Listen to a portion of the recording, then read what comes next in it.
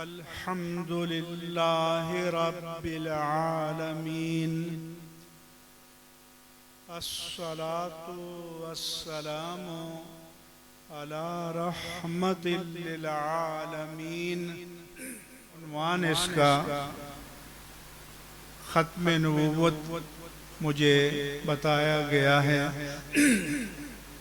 مگر جب میں نے مجمع پر نظر ڈالی تو مجھے بڑی تعداد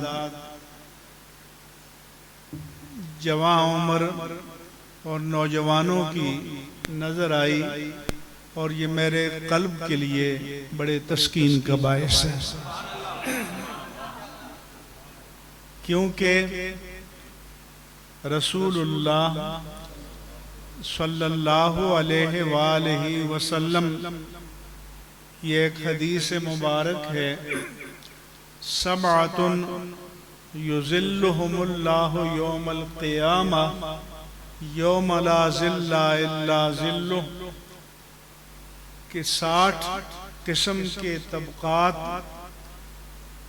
ایسے ہیں کہ جب قیامت کے دن اللہ تعالیٰ کے سائبان رحمت کے سوا کوئی جائے پناہ نہیں ہوگی، تو ان 60 طبقات پر اللہ تعالیٰ اپنی رحمت کا خصوصی سائبان قائم فرمائے گا، اور اس میں ایک طبقہ میرے آقا و مولا صلی اللہ علیہ وآلہ وسلم نے یہ بتایا کہ شاب نشأ فی عبادت اللہ عز وجل، کہ وہ نوجوان کہ جس نے آغاز جوانی میں اپنی زندگی اللہ کی بندگی میں گزاری، کیونکہ ابھرتی ہوئی اٹھتی ہوئی جوانی میں انسان کی ساری حیوانی، غضبانی، شہوانی قوتیں اپنے شباب پر ہوتی ہیں، اور جو خوش نصیب نوجوان ان ساری بے مہار قوتوں کو شریعت کی لگام دے کر اللہ کے حبیب کی غلامی کے راستے میں ڈال دیتا ہے، تو وہ نوجوان اللہ کو بڑا پیارا لگتا ہے، اور وہ نوجوان میرے آقا کو بڑا پیارا لگتا ہے۔ اس لیے میں نوجوانوں سے کہا کرتا ہوں کہ ہمارے 100 سجدوں کی وہ قیمت نہیں ہے جو آخرت کے بازار میں آپ کے ایک سجدے کی ہوگی۔ اس لیے میں ان ماؤں کو سلام کرتا ہوں کہ جن کی گود میں انہوں نے پرورش پائی، اور جنہوں نے اپنی جوانی کو اللہ کے پیارے حبیب کی غلامی میں دے دیا، اور پھر ان جوانوں کو ہمارے ایک معذور بزرگ کہ جو اپنے معذور ٹانگوں پر کھڑے بھی نہیں ہو سکتے تھے، مگر میں کہتا ہوں کہ جو اپنی مضبوط ٹانگوں پر کھڑے ہیں ان جیسے لاکھوں ان پر قربان ہو جائیں۔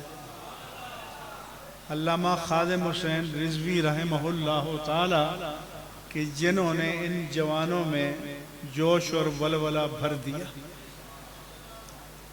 اور مجھے ایک صاحب نے بتایا تھا کہ وہ علامہ اقبال کو قلندر لاہوری کہتے تھے، تو ایک مرتبہ ان کے مزار پر گئے اور اپنی پگڑی سے ان کے مزار کو صاف کیا اور کہا کہ علامہ میں نے آپ کے شاہین کو دوبارہ زندہ کر دیا۔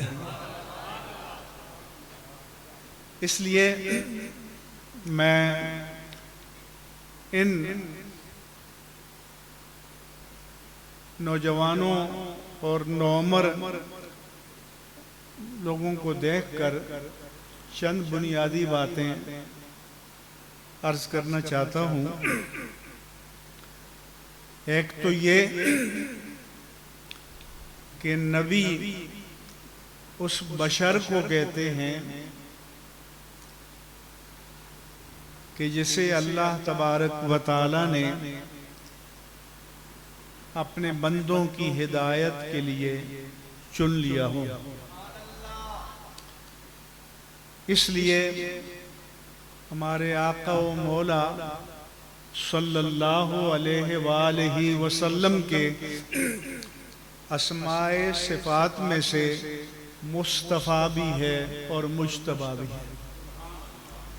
مصطفیٰ کے معنی سلیکٹڈ، چنا ہوا، مگر میرا اور آپ کا نہیں، رب کائنات کا چنا ہوا۔ بلکہ سارے انبیاء کے بارے میں میرے رب نے فرمایا وَإِنَّهُمْ عِنْدَنَا لَمِنَ الْمُصْطَفَيْنَ الْأَخْيَارِ، کہ یہ جو جماعت انبیاء ہے یہ ہمارے نزدیک ہمارے چنے ہوئے ہیں اور ہمارے پسندیدہ ہیں۔ نبی سارے کے سارے مرد گزرے ہیں، کوئی عورت نبی نہیں ہوئی، کوئی جن نبی نہیں ہوا، کوئی ملک یا فرشتہ نبی نہیں ہوا۔ ملائک میں رسول آئے ہیں لیکن نبی انسانوں کے درمیان آئے ہیں۔ اس لیے اللہ نے فرمایا کہ وَمَا أَرْسَلْنَا مِن رَّسُولٍ إِلَّا رِجَالًا نُوحِي إِلَيْهِمْ، ہم نے جو بھی رسول بھیجے وہ مرد تھے اور ان کی طرف ہم نے وحی فرمائی تھی۔ آپ رسول بھی ہیں۔ ہمارے علماء نے فرمایا کہ رسولوں کی تعداد کم و بیش 313 ہے، اور انبیاء کرام علیہم السلام کی تعداد کم و بیش 1,24,000 ہے۔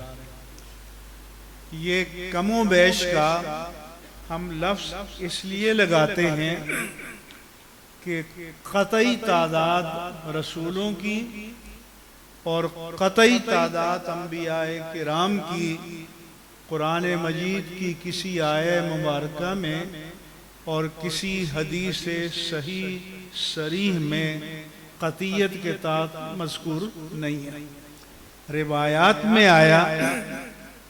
اس لیے ہمارے علماء نے کہا کہ ہم قطعیت کے ساتھ نہیں کہیں گے کہ 1,24,000 انبیاء۔ کیوں؟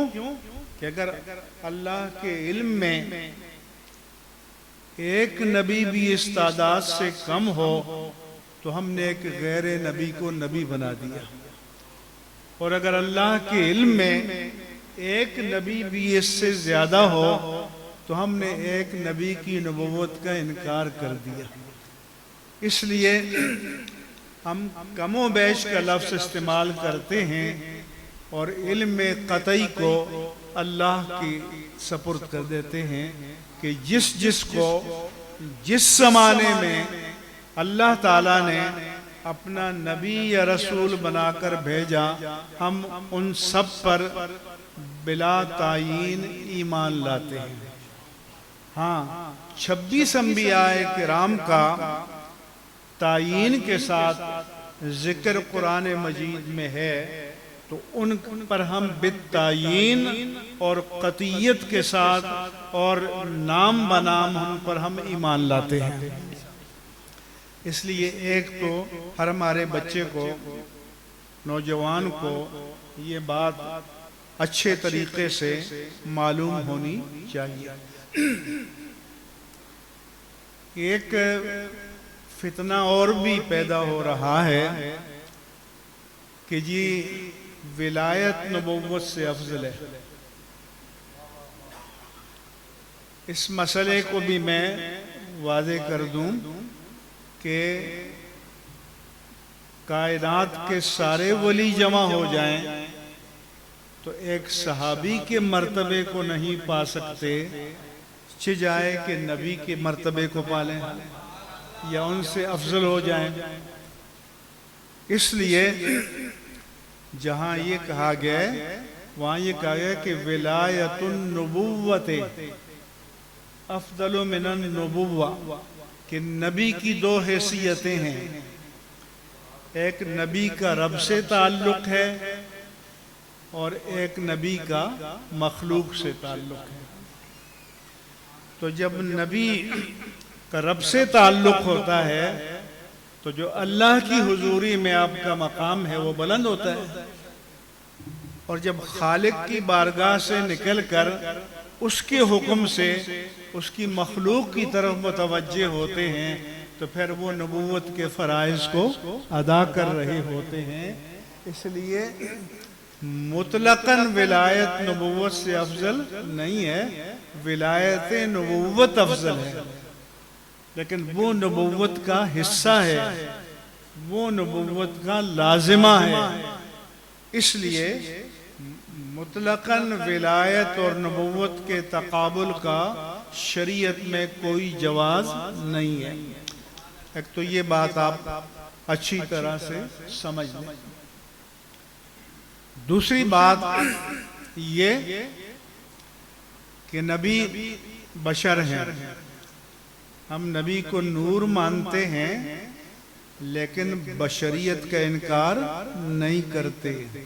امام اہل سنت مجدد دین و ملت امام احمد رضا قادری رحمہ اللہ تعالی نے لکھا کہ اگر کوئی مطلقاً بشریت مصطفیٰ کا انکار کرے تو یہ کفر ہے، کیونکہ جب اللہ کہتا ہے آپ کو بشر تو یہ تو قرآن میں منصوص ہے، قرآن کی نص قطعی ہے۔